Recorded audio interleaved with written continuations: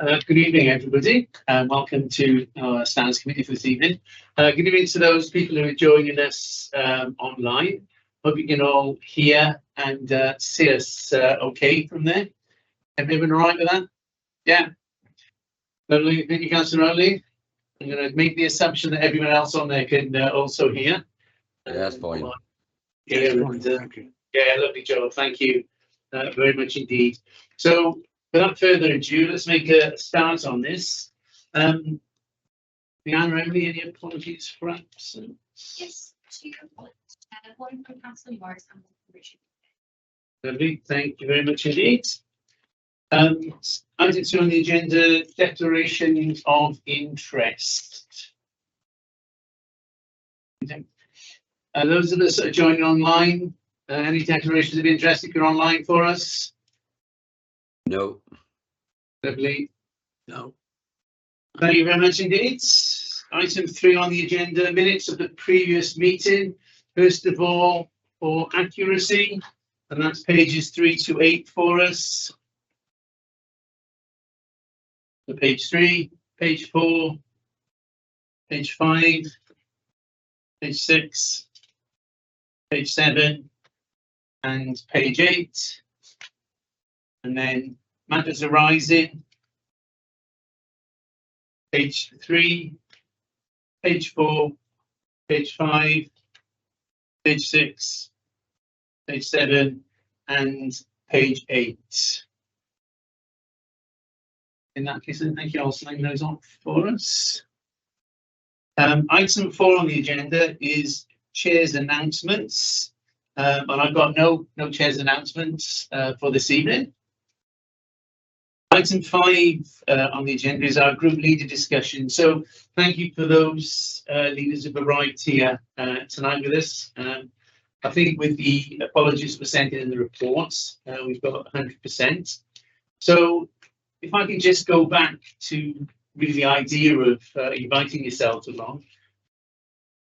Obviously, we were concerned initially about the code of conduct and your members, your councillors, making sure they've done the training, they have the opportunity to do the training, and that you as the leaders will really have the matter in hand. And I don't want to use the word accountable for making sure that they've done it. And if they hadn't, was that an issue we can help you with here, or whether it's something you need to deal with yourselves? So thank you for coming tonight, because it's just going to be a bit of a verbal update. So if we just run through that first of all, and then perhaps I'll put to you what I think may be the way forward for us, and obviously to the rest of the committee as well. So if I can ask first of all then for Councillor Mudd. So how are we looking for your members in relation to the standards training? And is it still on your radar, as I'm sure it is? Absolutely, Chair, and I'm pleased to say that we've got 100% compliance in terms of the group with regards to the code of conduct. But I would like to highlight engagement with the other training that's available as well. I'm really pleased with the take-up of that. Now, I think it's important to note that members can't always, because of other commitments, especially our members who are working, you know, it can be challenging for them to engage with this. So I'm pleased with the progress that has been made. Very pleased with the topics as well. There are a couple of issues that I would like to share with the committee, but maybe if you'd like me to do that after other leaders and respond. I would like to touch, Chair, if I may, the duties placed on us as part of the legislation, because I think what we're starting to experience is some anomalies associated with that, and I think I would welcome a discussion about them. And I'd also like to flag up in terms of training, some very important training that's going to be happening in terms of elected member safety, because I think that is something which also aligns with the code of conduct. And so I'd like to flag that up. I'll step back into my colleagues. Certainly, thank you, Councillor Mudd, and that's really good to hear that you've got 100%, and it's still on your radar, as I no doubt it would be with all the rest of the leaders. And yet, certainly, I'll be more than happy to hear what your thoughts are and what your questions are about the other training. So, thank you very much indeed for that. Councillor Evans, over to yourself. Yeah, thank you, Chair. not a huge amount to report. All my members attending code of conduct training requested an information of the latest training figures of what certain members have done. Some of the training they will also do as governors, and I think last time I mentioned that you know, if I'm doing corporate safeguarding training at the council, then I wouldn't want to do it as a governor or vice versa. So that's something we could discuss, because if it's similar training, then I certainly wouldn't want my members to do the same thing twice. But no, there's no issues as far as I'm aware with any complaints about members' conduct, and yeah, I really haven't got a huge amount to add. No, that's fine. Thank you very much indeed, Catherine. Yeah, do you Did you want to read out Chair? Would you want it to be the? if we could just see what's got to say, I think. If you want to just go to Councillor Whitehead, it would be so Yeah, kind. certainly. Lovely job. Councillor Whitehead. Good evening, everybody. Hope you're well.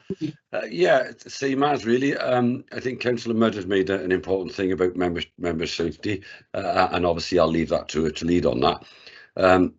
But me regarding the training, always relevance is relevant to everything, and I try to encourage our members to take the training that would benefit them in what individual roles they're taking. So they'll be governors, so the safeguarding and things like that and education stuff will be important to them. I don't chivvy at them. I do trust them as adults to look through what they think is relevant to their particular roles. Myself personally, I'm literally today, for example, a bread and butter is everything to me. Residents are everything, and they seem to be, I would actually use the word dominate my life, which they really do. But yeah, I mean, and this is a vis-a-vis situation. If council officers think anything, I would benefit by anything. I'm 60 years of age. I mean, like I said before, every day's a school day. And I'm willing to take that, but sometimes I think that doesn't suit what I'm currently doing, and I will act on my feet, so to speak. But yeah, I think any sort of training that's beneficial to individual roles, if the offer's there, I think they should take it up. Thank you for that, Councillor Whitehead. My only thought about that is the stuff that the training that we're asking you to do with this committee is really to keep you and the council safe. And to mitigate any sort of any complaints or any action that may come along. So I totally appreciate what you're saying about your. I understand that. I'm always safety first in whatever I do. Bear in mind, I've been reported to the ombudsman. You learn, like I say, you're learning lessons every day in this. And the ombudsman thought it was very funny that I've been reported for having tattoos and wearing a vest. But this is the type of thing that you can face, and you have to be prepared for it. Thank you for that. I don't know whether I've not stood a hornet's nest, because this is right. I did ask for Councillor Morris's report to be read out rather than put in the minutes. So apologies to if it's caused you any issues, but if we hear what it's got to say and the committee can hear it all together. So to get it from Councillor Morris, I'm pleased to report that the Lisweri Independent Group continues to uphold the highest possible standards in representing our constituents. We communicate via regular monthly ward meetings, social media, and a regular column in the South Wales Argus. We are amongst the few councillors who publish our mobile phone numbers, making us available 24/7 to our constituents. All of us are active school governors with good attendance records. We have regular meetings and communications between ourselves and work closely as a team. My colleagues are on a very steep learning curve, and I'm delighted at their progress and the feedback they have from the public. As far as I'm aware, all statutory training is up to date. No problems or complaints have been reported to me. Thank you very much indeed. So thank you everybody for that input from the leaders. Can I just open this up to, before we move on to Councillor Mudd and her input, can I open this up to anyone on the committee for any comments or thoughts? Or can I just say, Chair, that I chair most of these training and it's really well supported on this, and not just sort of a half a dozen there, 18, 20, sometimes 30. So it's well, it is well supported. Thank you. The training. Yeah. And I think from when I first joined, how many people had missed it or were doing it or don't worry about it because it's not top of the pile, to what we are now. It's fantastic. We've made huge steps forward, and that's down to yourselves for making sure that happens from there. So thank you for that. Just to say, Chair, I take what Councillor said about, it's on top of everything else. Councillors are incredibly busy people, so that the commitment and keeping on top of it is incredibly important. So appreciate the reports back and the fulfilment of those requirements as well. Councillor Mudd, let me hand over to you. Thank you, Chair.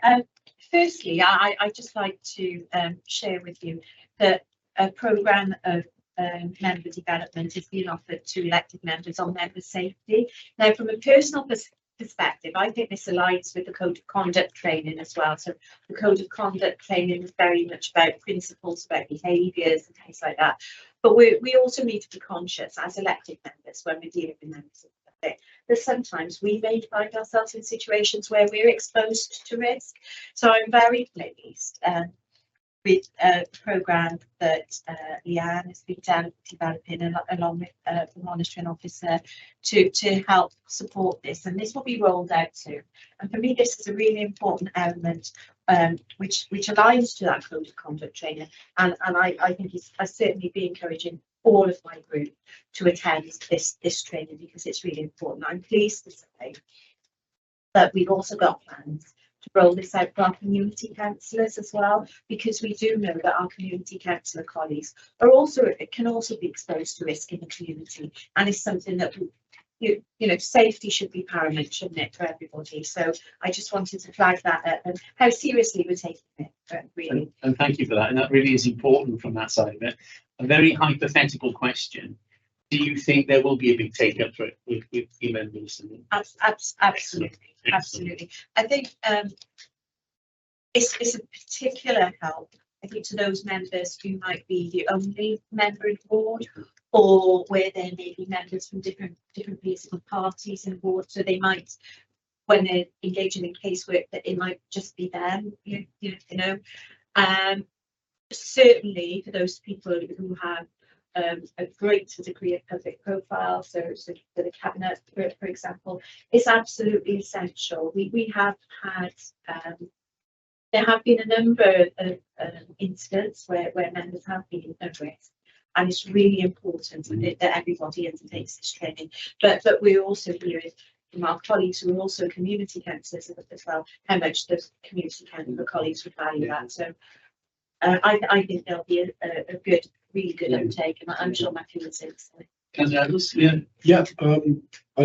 Funny enough, I've done elected member safety training, and I can't remember whether I did it at the council or whether it was a Conservative. Can you remember if the council have we done it in the past? Yeah. We have. It might have been a few years ago. We have done it, but just following on from that. A very buddy system. I think one of my newer councillors had a lot of issues on social media. Had to give them advice, and it can be quite frightening. Kind of abuse you can get. So I've given them some advice on what to do. Yeah, I mean, anything out in the public eye, it can be quite daunting, and it's also off-putting because I know there was a female candidate who had to stand down because of the intimidation she got from members of the public, and it is important that we remain and encourage people to stand, and part of that is ensuring that they are safe doing it. And it's a sad situation this happens, but it does. That particular case, the police were involved. She's decided to stand down. Thank you for that. Councillor Davis, I'm glad you'll be here to hear that. Yeah, just say thank you for involving me. I'm sure you're really pleased to get the training. Excellent. Councillor Rogley, isn't it? Yeah, I can see that. Yes, thank you. my electronic hand has disappeared. I welcome this as well as a member of the committee and also a member of the authority as well. Back in 2019, seems a long time ago, but it wasn't. We had 2 attacks. Well, I personally had 2 attacks on myself. One when I was mayor, and my driver was left injured, needing hospitalization. And the second one was threats to kill, and the police intercepted a knife carrier who was coming to take myself and my family out. He ended up in court. The first attack ended up undiscovered. The only thing is, back in that time, we had absolutely no support from the authority whatsoever. In actual fact, the only advice we had was don't mention it in case there's a copycat activity. But that was then. And I'm glad that Councillor Murray's raising this now, because a lot of elected members over recent years have had acts of violence, and it just seems to be increasing all the time. And I just think that this member awareness training has to go aside, has to stand alongside where the authority actually supports members who are under threat or under attack or has been abused in this way by members of the public. So I welcome this as a long-standing hope, and I'm glad to see Councillor Mudd raise that today, and thank you for that. Thank you. Councillor Whitehead, can we move on? Yeah, I think it's good to be doing this, but we have to remember this as well, and on a personal experience, I remember one time, as Councillor rightly says, that is really the upper end of the scale, physical intimidation and whatnot. Matthew Evans alluded to social media. I've seen comments about Matthew on Twitter, for example, as I've been scrolling, and some of them not too nice. So we'll have to be mindful of that. I rarely write anything opinion-wise these days on social media because it's like a minefield. So you feel you're walking on eggshells. So I keep my thoughts to myself mainly, which is a shame. But also, member protection, the little things like a couple of years back, there was a young girl with a child that reached out on the estate, and I took some bags of shopping there, and I thought, well, because it's late-ish at night, I took them a fish and chip supper. I went in the flat, and when I came home, my wife said, you do realise you've just been on your own in a flat with a young girl. People, anything can be make of that. You made yourself a bit vulnerable there, and I gave her £10 for tomorrow, wherever you might need electric. And it's only when I sat and thought about that, and I thought, well, yeah, I was really somebody cynical or whatever could have made something. I don't know, but for a moment, I did feel, yeah, I was a bit vulnerable there. So a little thing like that has made me think even more about putting myself in positions like that, even though as totally innocent as it was, that could be construed by others to look, make of it what you will. So things like that we should be mindful of, going into places on your own, and you know what I mean. So there's a whole gambit here of possibilities where we should be just mindful of what the predicaments we could possibly put ourselves in. Yeah, thank you, Councillor. And it's unfortunately this isn't how the times are at this moment. Even that simple act of kindness that you just do, and it can turn around and then bite you. But it's really good to hear that certainly there's more support from the authority, and that we're getting some training out for it. And it's even nicer to hear that it's also going to the community councillors as well. Because I think my missus is more worried that if she'd have put it in the public domain, other people would have asked for a tenner and a bag of chips as well. But that's another story. Thank you, Councillor Whitehead. Kerry, I think you had your hand up. Your electronic hand wasn't working either, was it? Yes, that's right, Chair. Thank you ever so much. I mean, from my point of view, I think it's vitally important that awareness training is made available to all members, and perhaps we could link that in with the ethics training at a similar time, which might kill two birds with one stone. And secondly, I'd like to thank the leaders for preparing the report, which will be a great help to the Standards Committee. Thank you. Thank you for that, Kerry.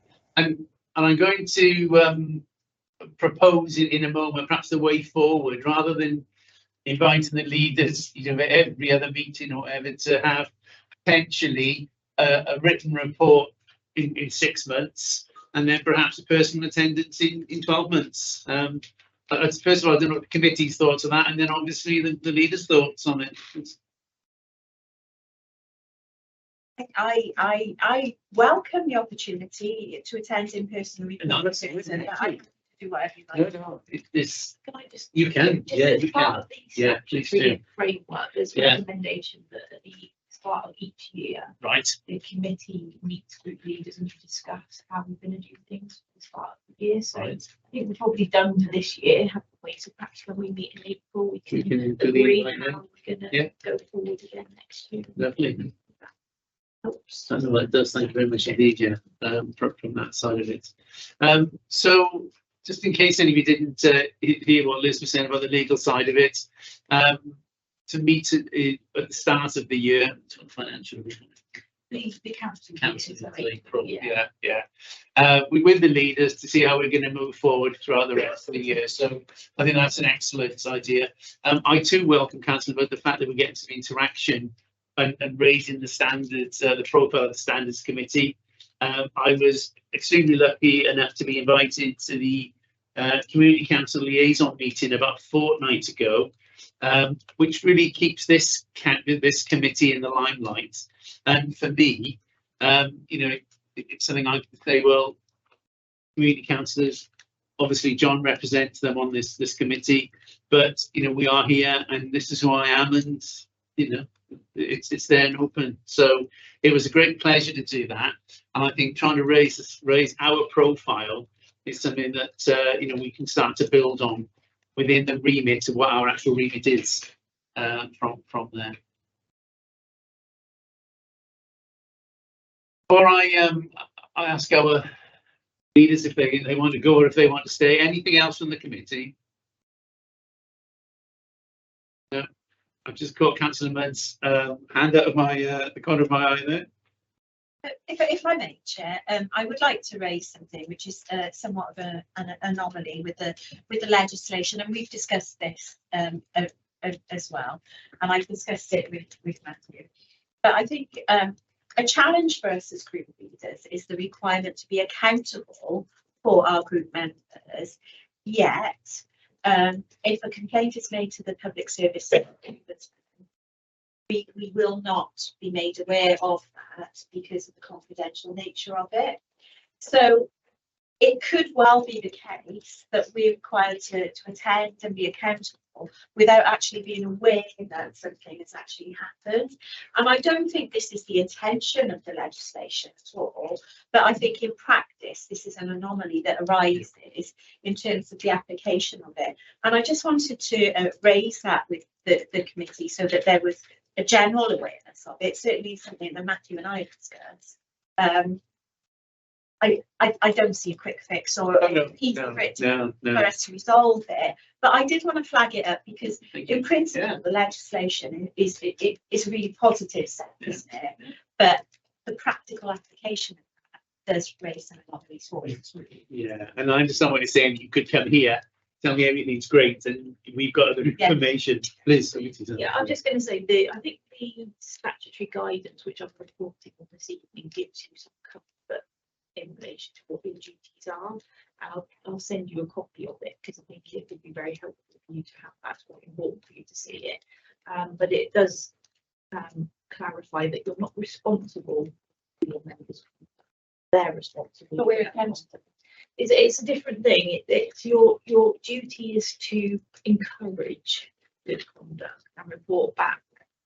So I'm going to be reporting on it this evening. So if I send it to you and you can see, and then if you've got more concerns, about that, but it does talk about if there's a report from the ombudsman that suggests that a member needs to be referred to this, that you'll be made aware and it will have a role in ensuring that rates. So like having gone through the guidance, I think it does. That plays out. Yeah, I think just through you, Chair, I think the issue it raises for as group leaders is that where there potentially could have been an intervention where we could have prevented something from escalating, we won't know about that. It's almost a circle, isn't it? That you can't break. Yeah, no. But I did want to flag it up and ensure that actually collectively we're all aware of that, because it is something we've discussed, isn't it, Matthew? Yeah, it is. I totally agree with Jane on that. I mean, it's something that if I came here and said please fine, and I'm going to look an idiot because I haven't been. So I'd hope, good. A group member would come to me and explain the situation, but allegations can be made. And as a group leader, I will be informed. So I do think it's important that we are made aware. Yeah, thank you. And that's something obviously that is we'll pick up and, as you said, let you have a look at that from there. Councillor Whitehead, anything you wanted to add to that, or am I'm quite content after that? If you've got anything else to say, I think it's a valid point. That's been made. It's quite strange to think it really when I'm sat here and I was listening, I thought I didn't really think about that before. So it's a point well worth raising. Now I have a diverter valve gone in my boiler and we've had no central heating or hot water for 2 days. So I'm going to go up to my brother's house to have a shower again. This is the true story. So yes. This is actually a diverter apparently. Which will not do as it's told, so it's been called and I've been having to go up the estate to my brother's to have a shower after work. So it's interesting, but I do feel a bit smelly, so I will make haste to the fee. I should let you carry on and do that unless the committee's got any other comments. Apparently it's coming at 10 o'clock in the morning, but I won't hold my breath. Thank you, Councillor Whitehead. Thank you, everybody. Thank you both. Appreciate your time and Can I just raise your comment? Sorry, yes. Are other leaders saying the same as you? Jane? Yeah, it's an anomaly that comes with it because of the confidentiality of any ombudsman. A lot of the leaders are saying it. Maybe then it's helpful. Yeah. Thank you. Thank you very much indeed for your time, and look forward to speaking to you in the new year. It'll be there. Yeah. Thank you, Chair. Thank you. Now, thank you. Cheers all. Bye. Oh, it's right. It's okay. Councillor Riley, your hand hasn't gone. Apparently, there's a little fault with the system, so you'll all have to give us a wave if you want to speak. So thank you both. Thank you. That's okay. Thank you very much indeed. I hope the hand returns soon. I don't know why, but I just hope it does. Thank you. Thank you. The thing obviously is that from the committee's aspect, it's nice to have the leaders here. It's nice to have their commitments, and it's nice to have their buy-in as well to it. It's also nice, I think, that the standards committee is. So I went to the meeting with the liaison for the community councillors. So it's actually that it's raising our profile a little bit as well on that side of it. So just moving on then, item 6 on the agenda, complaints. Yourself, Liz? Yeah, I don't know how much detail you want me to go into. They've got the thing. So we've got no upheld complaints. So we've got a few complaints that the ombudsman is declined to investigate. 2 community council ones relating to failure to disclose an interest in a matter being discussed at the meeting. Last one, there was no evidence to support the claim, and it was noted that actually town and community councillors don't have a requirement to complete a register of interest within 28 days of taking office. The second one, there was a potential breach, but the Ombudsman found it wasn't in the public interest to investigate, mainly because the level of interest was so low. I think it was about £100. So the Ombudsman just offered some advice to the member on that one. A city council one, in relation to a member taking a course of action in a meeting or speaking in a meeting in an objective, failed to speak in an objective manner and didn't have any evidence to support their declaration, and that they failed to respond to emails. Again, no breach, and the member is entitled to give their opinion on a matter within a debate, and it's up to them whether they wish to respond to emails. Again, that's a matter for the member, for the constituent to vote on at the next election if they're not member dealt with that. And then a final one is some allegations around a member speaking in a violent and discriminatory manner and bullying. No evidence was provided to substantiate that complaint. So again, there was nothing on which the Ombudsman could investigate. So no breach of the code. All of these. Thank you very much. Thank you very much. Thank you. Obviously, yeah. Yeah, Councillor. Regarding the declaration of interest, but it's something we discussed at one of Wales, probably at the liaison meetings. And there's two different things that I think people should be made aware of them. I mean, when you join community council, then you don't have to fill in the bit. There's declaration of interest. That isn't standard. But if at a meeting you do have an interest, you then have to. Yeah, it's an ongoing duty. Yes, you then have to declare the interest. So I think perhaps community councillors should be made aware of this fact. And of course, it said before, it says you need to fill in a form, but because people join online as well, so that knows you fill a form at the meeting sort of thing. So I think, that should be clarified.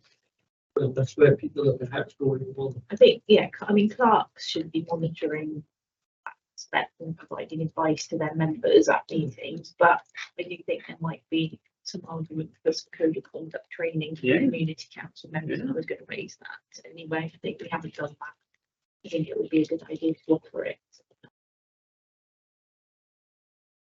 Councillor Davison, thank you for that. Coming from the community, the community councils aspect from there. Again, what Liz has read out, there's just a high level there. The actual in depth, and there's not as much more to the in depth than what Liz read out. So it's there for us in the notes in yellow on that side of it. I think someone wants to. Oh, Kerry, yeah, sorry. Over to you, Kerry. There you go. That's okay. I think the important thing with declaration of interests is if you're unsure, then please ask, because the information will be in front of you before the meeting starts. And then if you're unsure whether you're going to fall foul of declaration of interest, then I suggest you ask. I don't know, Liz, would that be the community clerk? The community clerk, and then if unsure, then me as well.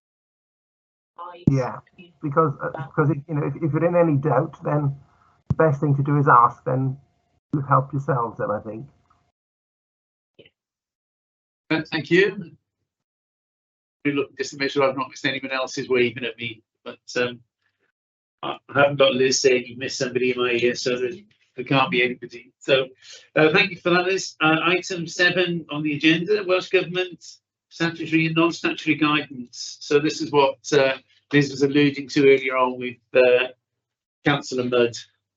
Yeah, so a lengthy document, but I'll just go through the relevant bits for Standards Committee in terms of the group leaders' duties, the new Standards Committee, the relevant bits. So I think you were first made aware of this guidance back in March 2022 when it was in the consultation stage, but it's now a finalised version of the document, and there are 4 relevant bits for you to note. being such under section 4 statutory guidance on for group leaders in relation to their maintaining standards of conduct. For you as standards committee guidance with your functions, your duty to monitor group leaders and their compliance, and your duty to make an annual report. So those are the relevant parts. So I'm just going to give you a brief outline of those bits. So I'm sure you've probably read them. Yeah. But so in terms of the duties placed on leaders of political groups, the guidance is intended to support group leaders, which is why we ought to send it to them so they can help them understand how they're going to discharge their duties, and how they go about maintaining high standards and good conduct within their own group. It explains what a group leader is, which is helpful by reference to the relevant regulations, and it sets out the policy context for in relation to the code of conduct and what you would expect to see in the code of conduct. So the duty of the group leader is actually to take reasonable steps to promote and maintain high standard of conduct. As I said, the leader, it explains that group leaders are not accountable for the behaviour of their members, as conduct is a matter for each individual member. However, group leaders have a role to play to set an example, using their influence and support a positive culture, promoting high standards and tackling alleged non-compliance. It lists the steps that the group leaders may take, and it's to be noted that that is a may take. They don't have to take those steps, but it gives them a good idea. It's again something with the group leaders that we to consider in terms of encouraging attendance training, development opportunities, modelling their own behaviour to give example to their members, ability, respecting communications with other members and officers, and just encouraging high standards within the group. So I think we can refer group leaders to those steps that they may wish to consider. So the duty is to cooperate with the standards committee in the exercise of its functions, to ensure that members of their group cooperate with the monitoring officer and with the standards committee when an issue is referred to the committee, and to build good working relationships with the monitoring officer and the standards committee, to report compliance to the committee in a short report at a frequency to be agreed, which we discussed, and then to report any serious concerns regarding member behaviour which have been remedied by informal action. At the beginning of each year, group leaders are to meet with the standards committee, as I mentioned, and at that meeting you're required to consider how the leaders and the standards committee will work together to ensure standards of behaviour, the frequency of the meetings throughout the year, and then set a threshold that the standards committee will establish to decide whether you're content that the group leaders have complied with their duty, and then the mechanism for how reports will be made to the standards committee, and any actions that you might want to take about non-compliance, which hopefully will never be an issue.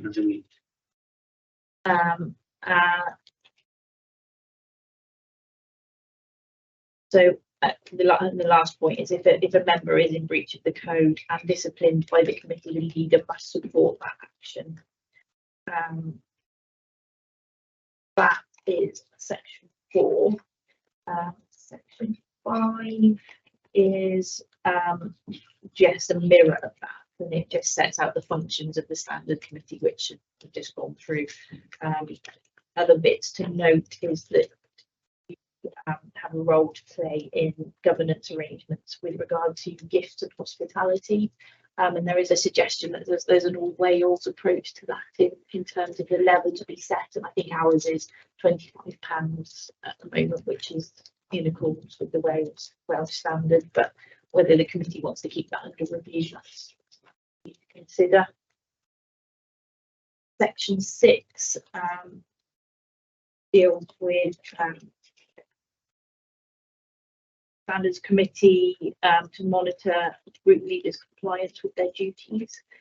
and to provide advice and training. So that's another point we committee might want to consider, how group leaders are given advice and training and compliant to enable them to comply with their duties. We don't offer any training for them at present, so I think that's something Leanne and I might want to discuss and bring some ideas to the next committee. Yeah, that'd be great. And then finally, as you know, we now have a duty to provide an annual report from the Standards Committee. This is going to be at the start of each year, so in April. So for that reason, this time we've brought a short report to cover. It's been November generally, so we've covered off that short period, and we'll bring a full report next time. But the guidance sets out everything that needs to go in the report, but I won't read out everything. Just an outline of complaints, code of conduct issues, advice provided to members, of training, number of cases considered under the local resolution process, and our approach to gifts and hospitality. And then this report must be reported to full council within 3 months for being implemented. That's a fairly high level outline of guidance. So I'll leave you to, oh, sorry, the final thing, just for committee to note, is that the guidance requires members to declare an interest in property that they own, and that registers should at least say the ward that property is in, so including your home address, but not the home address, just the ward. And we don't currently do that, so that's something that we'll address through democratic services. We fill that in every year anyway, don't we? You fill it in, but at the moment it's blanked out for every member, so it could at least just need to say that you own the property in the ward. Can I raise that? It was just what constitutes a group leader? So that's, yeah, that's in the guidance. I think I did look it up. I think it's 2 or more. Yeah. 2 or more. Yeah, I'll check that, but yeah. Before I put this out to everyone else, thank you for that. This is really excellent on that side of it. I think for me, there are a number of not issues, but areas I think we might want to get on the next agenda to actually have a conversation about those areas. And I'm just wondering, Liz, if we could, those ones that you've mentioned that we need a discussion on, yeah, if they could be in a sort of heading on the next agenda, yeah, and then we can talk to each of those points and come up with a plan for ourselves ready for the next April on that side of it. Put it open to my colleagues on the Standards Committee. Jill, I can see your hand there. There we go. That one works all right. Thank you. Just a question. I know you've said there's a few things that we'd want on the agenda for the next meeting, Chair, but I was just wondering whether we could have a feeling of the level of gifts and hospitalities that is taken up by members at the moment, and whether we need to have sort of a 6 monthly report on gifts and hospitality. Yeah. Yeah, certainly we can do that. Listening to Liz, so that's a good one on that one. Perhaps we can put it on the next agenda. Yeah, for the next agenda, Jill, on that one for us, and the level that we're talking about there. Tom, yourself? Yeah, regarding the list of property, I don't think that applies to community council. I think it's principal councils only.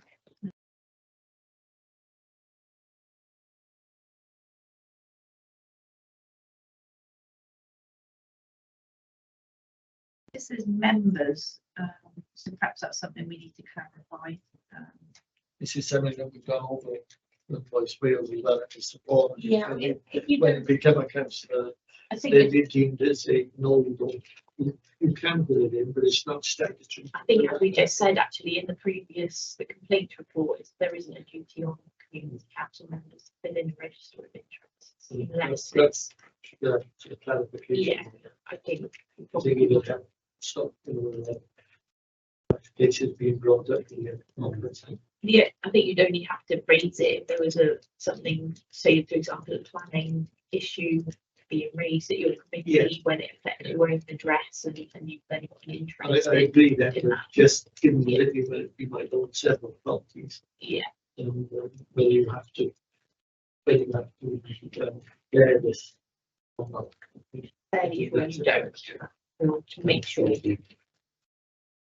So, sorry, Jill, most urgently, was had you finished on that one before I moved on? Apologies for that. Yes, thank you, No. Chair. Yes. Okay, so we've got those items noted, and then Liz has got those, and we'll have those on the next agenda. Before I move on to the next item, any other issues, concerns, comments around this? Okay, thank you very much indeed. So this time it's over to Leanne. Standards Committee annual report, and as you've heard, Liz said, we've got a slightly shorter one this year. And personally, my thanks for Liz, who's done to Leanne, who's done a little bit of work on it already. So it makes life a lot easier for what we have to just endorse and get off at the due time. So Leanne, over to yourself.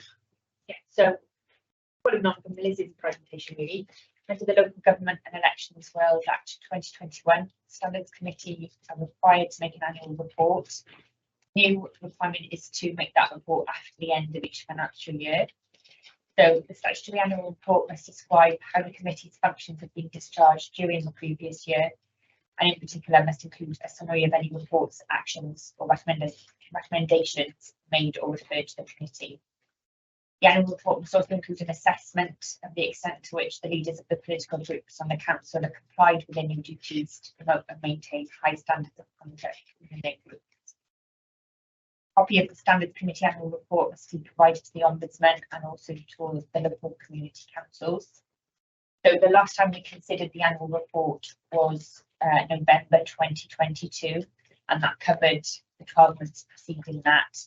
So as Chair said, this is a shorter report than we would usually consider, so it only covers one meeting essentially, so that we would have the opportunity to align ourselves with the new legislative requirements next year, and we would be expecting to bring the next annual report to the committee in June 2024.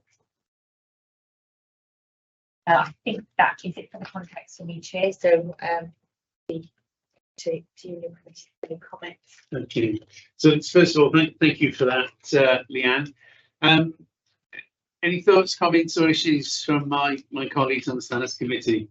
I think it's really important, and perhaps it's nice to say that we actually picked this issue up with the leaders of the council now, because potentially 12 months ago, if we'd been writing this, we wouldn't have been saying, what they did.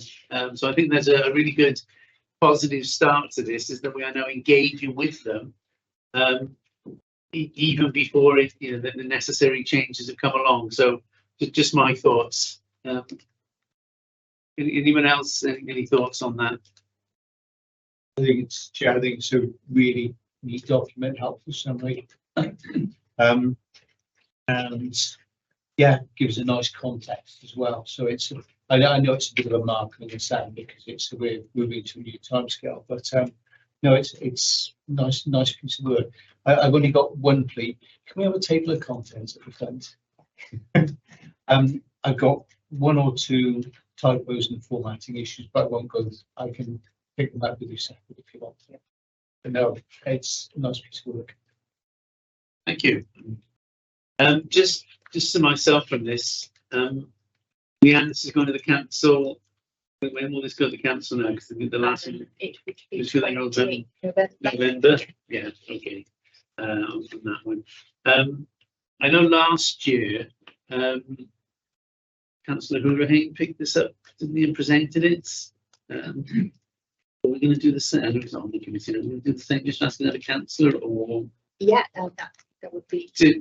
Last year, one of the local councillors, Councillor Hurricane, as in the preview to that, took it on behalf of the Standards Committee to the full council meeting.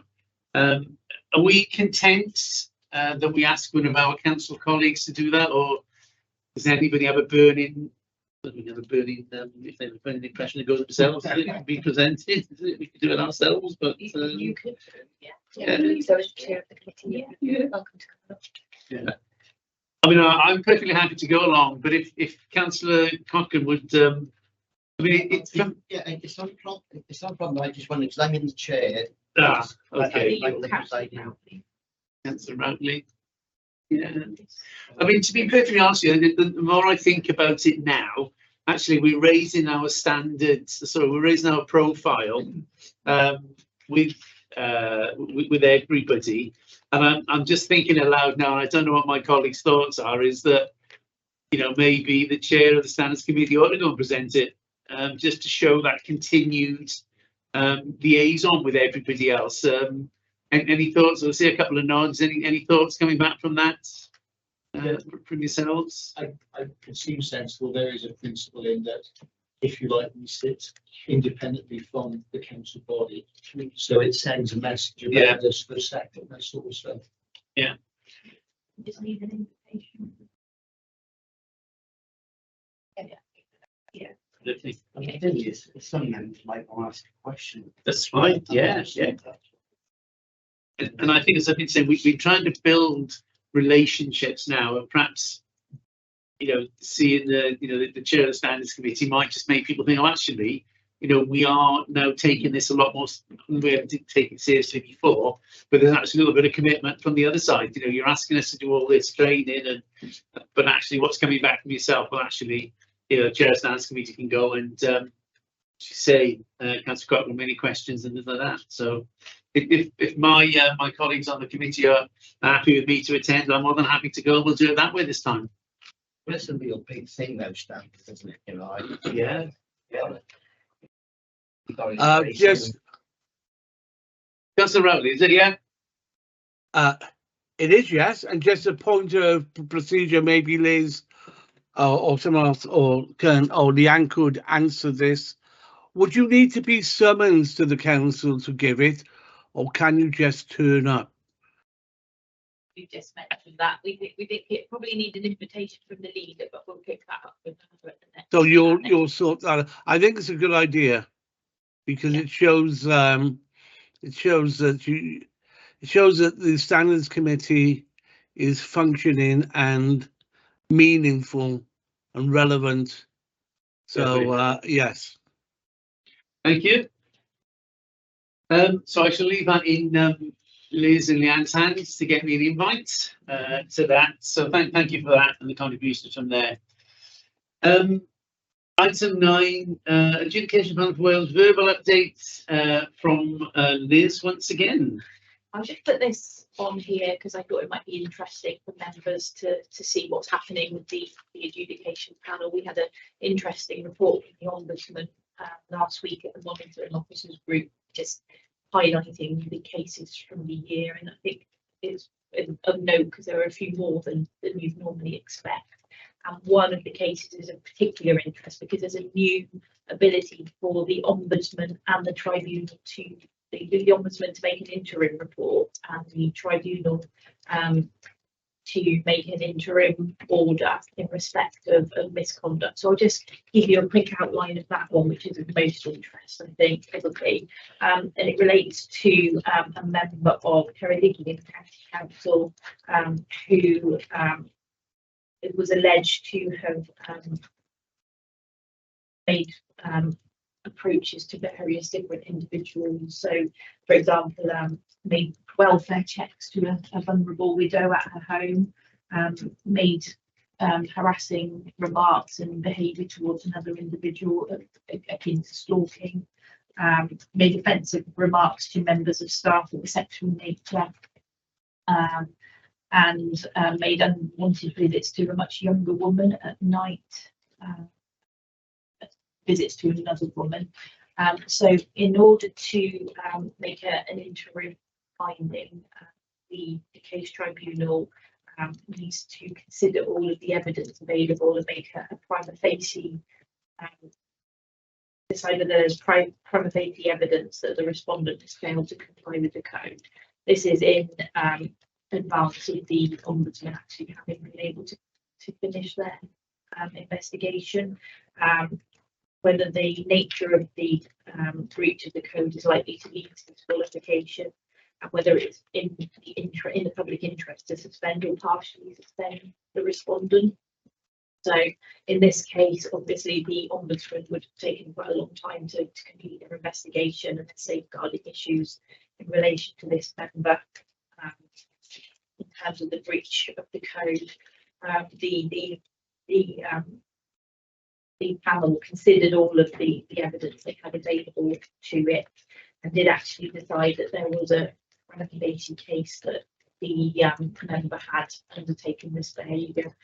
The details are in the report, and that it was in the public interest to safeguard members of the public on the ward to make an interim suspension, and they actually chose to suspend the councillor for 6 months from the date of the decision notice to allow the Ombudsman time to complete their investigation. So I think that's quite important that the committee is aware of this new interim entity. Yeah, but where does the line with the Ombudsman and police come from? You mentioned stalking, didn't you? Yes, so Stalking is an offence, isn't it? it is. So a criminal offence is not a code of conduct issue. The code of conduct issue, it would arise where the criminal offence was to be where there's a conviction. Right. That then will be so we've got an example of our own councillor Chris Evans in here. Yeah. Whereas we couldn't take any code of conduct action against it until the police investigation completed. Yeah. And then it's bringing your council into this repute. But with this one, there are enough different. So this particular individual needs to position advantage himself Rather than just the stalking. rather than just the stalking. So he used his position to gain access to things as a councillor. So that's the difference. And I'll just let you read the others. I thought it might be of interest to you. One of them I found quite interesting was a member who absolutely bombarded officers with emails on a daily, like 20 emails a day on the same matter over and over again. He didn't accept responses that she was given. She was rude to officers and made derogatory remarks in council meetings, and on 3 occasions disclosed confidential information which she was not supposed to disclose. So she was disqualified for a period of 18 months, and that was from the date of becoming a councillor or becoming a member, because she stepped down as a member. So that was another quite interesting one for us as officers. There's another one there for you to have a look at with relation to a member misleading the Audit Wales, or by Audit Wales, giving him false information to make himself look better and to give the impression that he'd done everything that he should have done when he hadn't. That was another interesting case. And then the final one is our own councillor Chris Evans, which I'll let you read. But I did say I'd report back to you on the suspension this time, which was for 9 months, and it's from the date when you become. So I thought you might be interested to see what was going on. Thank you very much indeed for that. And I know it's just a bit of a whistle-stop tour and a little bit of a verbal. Any sort of relevant questions? Surveys on that? Thank you very much. And moving on finally then to the forward work programme, item 10 on the agenda. Just one little thing, because Liz and I weren't quite sure where we were going to put it. There's a little verbal update from Liz. As we've mentioned, the All Wales Standards Committee, then Liz and her fellow colleagues throughout the other authorities have their own group. So yeah, so just last week at Monitoring Officer Group, we discussed sharing with our own standards committees the minutes from the National Standards Forum. The forum have agreed to that, and they're going to put the minutes in a format that they can report without disclosing anything that's discussed that they shouldn't disclose. So I just wanted your approval of your chair's approval of the chair's approval just to bring those to you when they're made available. So we have got one set that we could bring from last year. Right, and that was why we were told we couldn't forward anything else on to anybody other than till it had been to the professional colleagues meeting from there. So it wasn't I was trying to keep everything from anybody, but we just couldn't share them. It was as simple as that. So that was the one item we had on there. Did we have I've seen the table before.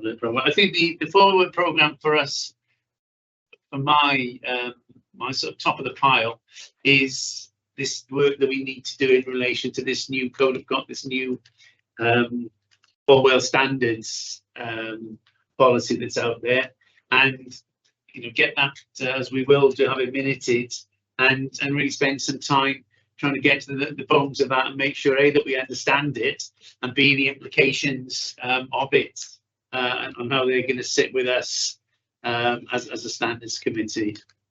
I captured that, Chair, as you were talking about it earlier. The other items that we've got for consideration would be the Ombudsman's annual letter. Yeah. We've also got on the annual report, we said that we would look at a community council review, so considering code of conduct compliance and register of interest.